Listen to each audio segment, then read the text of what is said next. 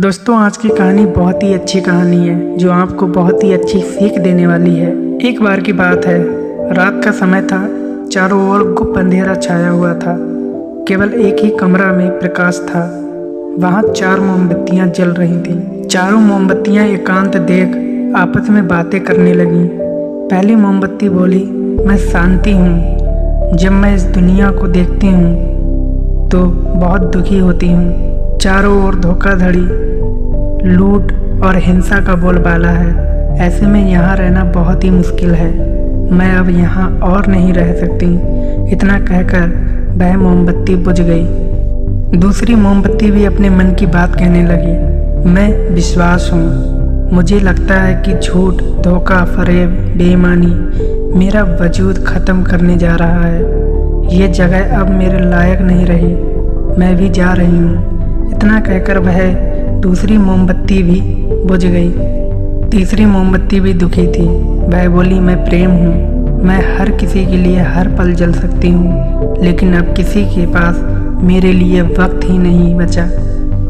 स्वार्थ और नफरत का भाव मेरा स्थान लेता जा रहा है। लोगों के मन में अपनों के प्रति भी प्रेम भावना नहीं बची। अब यह सहना मेरे बस की बात नहीं। मेरे लिए जाना ही ठीक होगा। इतना कहकर तीसरी मोमबत्ती भी बुझ गई। तीसरी मोमबत्ती बुझी ही थी कि कमरे में एक बालक ने प्रवेश किया। मोमबत्तियां को बुझा हुआ देख उसे बहुत दुख हुआ। उसकी आंखों से आंसू बहने लगे। वह दुखी मन से बोला, इस तरह बीच में ही मेरे जीवन में अंधेरा कर कैसे जा सकती हो? तुम्हें तो अंत तक पूरा जलना था, लेकिन तुमने मेरा साथ छोड़ दिया। अब मैं क्या करूँगा?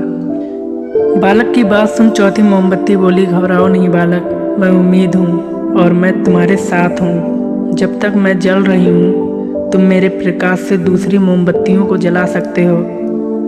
चौथी मोमबत्ती की बात सुन बालक की हिम्मत बन गई। उसने उम्मीद के साथ शांति, विश्वास और प्रेम की मोमबत्तियों को पुनः प्रकाशित कर लिया। दोस्तों, इस कहानी से सीख मिलती है कि जीवन में समय एक सा नहीं रहता। कभी उजाला रहता है तो कभी अंधेरा। जब जीवन में अंधकार आए, मन अशांत हो जाए, विश्वास डगमगाने लगे और दुनिया पराई लगने लगे, तब उम्मीद का दीपक जला लेना चाहिए। जब तक उम्मीद का दीपक जलता रहेगा, जीवन में कभी अंधेरा नहीं हो सकता। उम्मीद के बल पर जीवन में सब कुछ पाया जा सकता है। इसलिए उम्मीद का साथ कभी ना छोड़ें।